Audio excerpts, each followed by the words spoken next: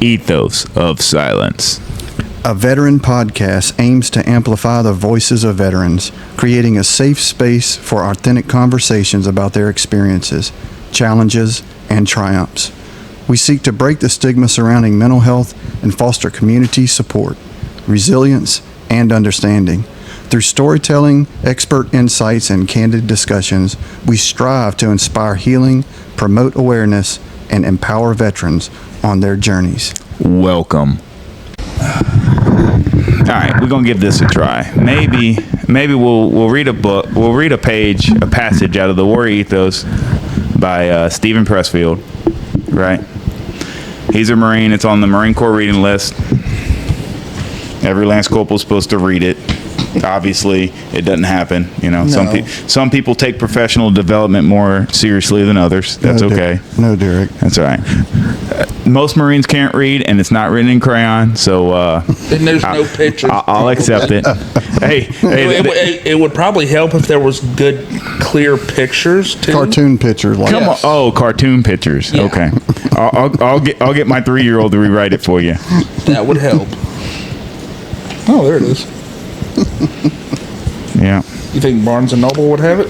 Oh yeah. Barnes and Okay, Noble good. will have it. Good, I love that place. So part 1, Academies of War, right? So this jumps into different things, right? So we'll go into Tough Mothers, right? We'll just read this and then we'll talk about what we got, right? So there's 3 Spartan stories here. To one, the message said, "Mother, I bring." Nope, I'm not good at reading. I am not good at reading. That's why that whole intro sounded like shit, because I cannot read. Tough Mothers, 3 stories from ancient Sparta. A messenger returned to Sparta from battle. The women clustered around. To one, the messenger said, "Mother, I bring sad news. Your son was killed facing the enemy." The mother said, "He is my son." "Your other son is alive and unhurt," said the messenger. "He fled from the enemy." The mother said, "He is not my son." That's deep. Yeah, so let's talk about that, then we can jump into the next passage, right? All right. So that's a warrior ethos, right? That's a culture. We've all seen the movie 300, where they're discarding the babies that have the defects on the top of the hill, you know, and all the crazy things that Spartans go through to become a Spartan warrior. And here we are, we've got a mother disowning a son because he ran away from battle. Yeah. It's a culture. It's a religion. It's a way of life. Especially the Spartans. I mean, they've been doing it from very young age to be a warrior. Right? So, but again, that relates back to everyone's mindset at the time. Because if you read stories about Medal of Honor winners, they, they say they just, something happens, they jump up and do it. Were they brave? They was probably scared shitless in some of the stuff that I've read, but they knew they had to do something or others were going to fall. And the fear wasn't the factor controlling their decisions. Of course, they're afraid, but they've then been born into this ethos of being the military branch they're in, and at this point they're highly trained, and they've gone through so much training, just like a football player or a basketball player or something else. It's almost muscle memory to the fact I see something, so I have to react in this way at this time. In the presence of fear. And I am so glad that we point these heroes out for what they've done. And I would love to believe that any other warrior in that situation would have done the exact same thing. Yep. But there's no way to know. You don't. And once again, that's why, those awards are so amazing. Yeah. I mean, look at Audie Murphy. He was rejected for the Marine Corps? He was rejected to the Airborne. And look what he did. And I mean, after you've been rejected time and time again, it's got to affect your ego a little bit. Mm-hmm. But he's like, this got to be done. I'm doing it. I hear you. That's fortitude. That's intestinal fortitude, and in the face of fear itself. You have a destiny. You have a mission. For me, I was on board. I was in my element from the time the deployment started to the time it stopped. There was not even a stop-start to me. It was really this is where I belong. This is what I'm going to do on this deployment, no matter what I'm asked to do. I hear you. We got 3 passages. Jump into the next one. Let's do it. A different messenger returned from a battle and was hailed by a Spartan mother. How fares our country, Herald? The messenger burst into tears. Mother, I pity you. He said, all 5 of your sons have been killed facing the enemy. You fool, said the woman. I did not ask of my sons. I asked whether Sparta was victorious. Indeed, mother, our warriors have prevailed. Makes you think of Saving Private Ryan, huh? Yeah, that is actually a very good example. Those were the years. You know what makes me think of? The Sullivan Brothers. Sullivan Brothers? Yeah. Tell me the story. Wasn't they the ones on board the ship? It got torpedoed in the Pacific, and she lost all of them. One was actually lived after, I think only 300 something got off the ship. And one of them actually was off the ship. It got off the ship, but ended up dying before they were rescued. Oh, wow. In the ocean. But can you imagine a mother, car driving up, and you're thinking which son it was? Right. And they tell you all of them? All 5, no. And that's the ones that came out. That's when they started coming out with that rule about family members being stationed together and stuff. Oh, and then wasn't that the last son too? So if you had like 3 sons, only 2 could go to battle, and 1 would stay back. That was the Spartan culture to keep the bloodline, to keep the lineage. Yes. They would not send your last son into battle. And that's highlighted whenever Leonidas is sitting there and he's talking to his captain, and his captain's got his firstborn son out there, and he says, "Are you sure he's ready to go to battle?" And he's like, "I've got another one behind him. It'll be okay." I got another one. Yeah. Well, that's the Private Ryan too. That's why they went after him, because that was the last son. That was the last son. That was the whole reason behind Private Ryan. Bring him home. Yeah. Yeah. And then Leonidas turns to his captain and says, "You're a great friend, but I could find no better captain." Ooh. Ooh.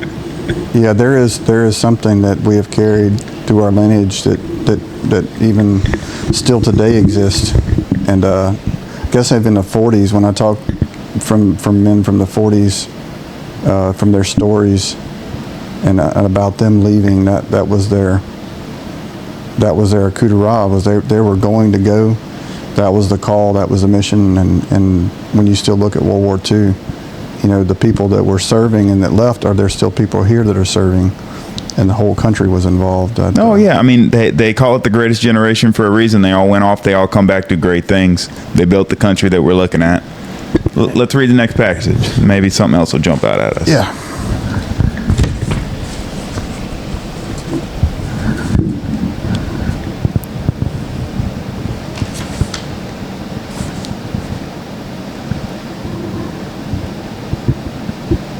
Well, it looks like I'm going to finish part of this other part off. That's fine. The woman said, Mother, our warriors have prevailed.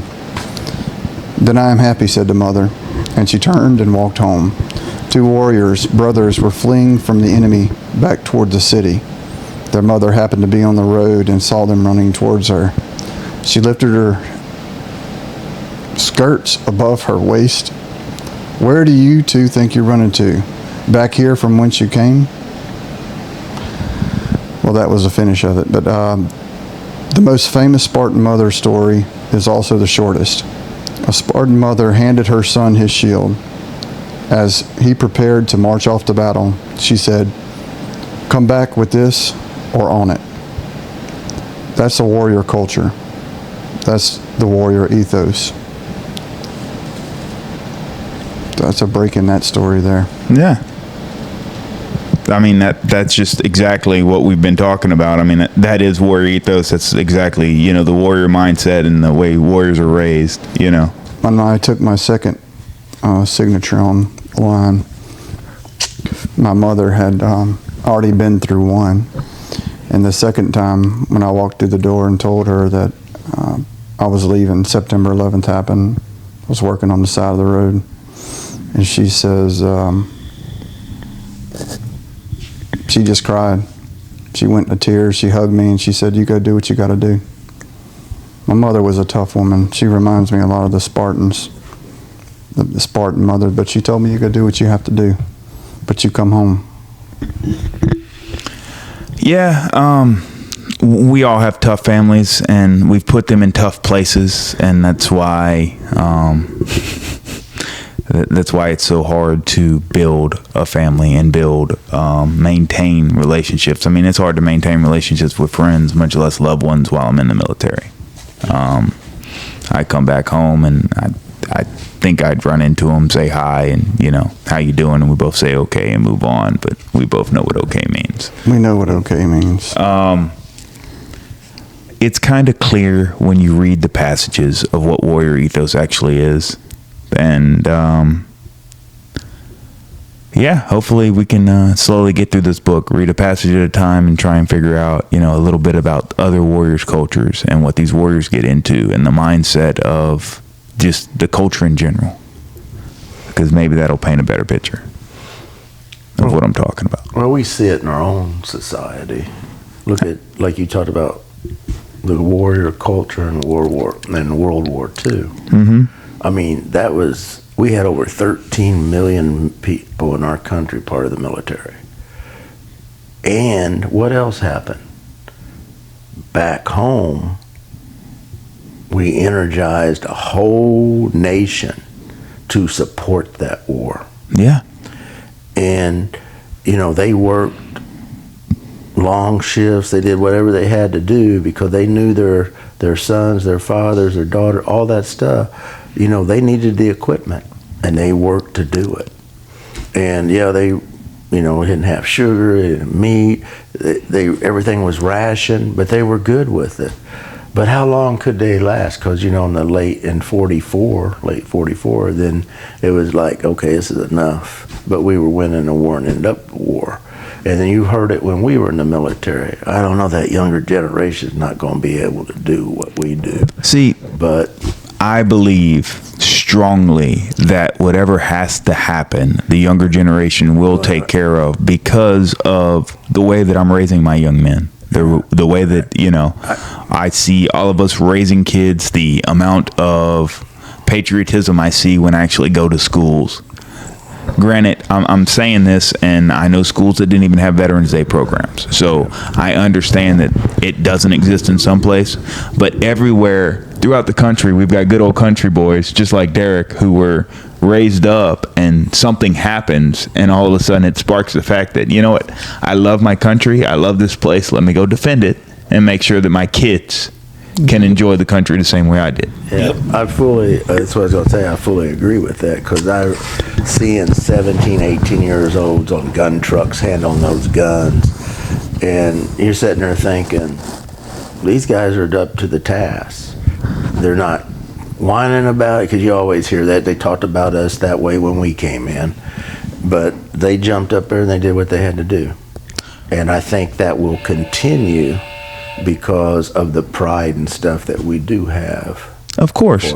Of course. But I mean, it's not going to take the entire country to go to war, right? If we were to draft, we'd draft what, maybe 25% of the country? You think one in every 4 kids could handle combat? One in every 4 kids in high school are physically fit enough to make it through training and find some spot.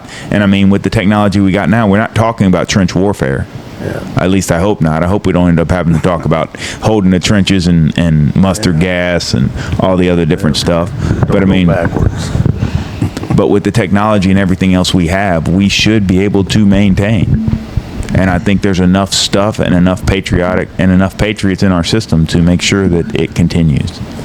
Yeah, and I mean, to wrap it up, what I was thinking about, my thought process was, all these different generations, everybody comes together, and their ethos, they all stand for a common cause, and they work towards what they believe. Yep. For their country. Yep. For their family. And for themselves. Despite what? Despite our religion, despite our upbringing, despite our races, our sexes, everything, I'm out there working on the flatline, working on jets with females, working with everybody, possible to try and make sure that everything happens for a reason and gets done so that we can get this jet in the air and provide the air support we need. Exactly. We have a belief system that stays intact through generations. I mean, we're afforded so many freedoms in this country. People run that saying into the ground, but we really do. I mean, a 17-year-old kid gets the understanding that he comes from this type of society. He has everything he needs here. And so that warrior ethos, I think, can be brought just from that simple fact of what the guys did way earlier in the 40s and 50s. Yeah. And built it. Yeah. They can push on that and lead on that and know that they come from those generations. We are the United States of America. We have a rich history of courageous men that never back down. Yeah. I think it's a little different with the generation we're talking about now. Yeah. The generation we're talking about now, it's harder for a man to be a man, right? It's because of just everything going on. So for somebody to go in the military and take that masculine role, even if you're a female, you're going into a masculine job, you know, of going in the combat, working on things and all these other different things, right? So it's a masculine role. Stepping into that masculine role is difficult for the generation we have now because we have made everything so soft, right? But we've made everything soft for a reason, and it is making them into better, well-rounded individuals. And I hope that we can convert that into whatever fighting force they need to be. But I mean, I'm sure the Marine Corps is still churning out warriors. I'm sure that the Army's still churning out warriors. I'm sure the Air Force is still churning out people who can provide the technical expertise they need to be able to take on whatever the next task is going to be. I have faith. Faith is the button to press. There we go. We now Talking have a about pressing moment buttons. of Here we go. silent prayer. For those still in the battle, for our departed comrades, for those missing in action, and for those held as prisoners of war.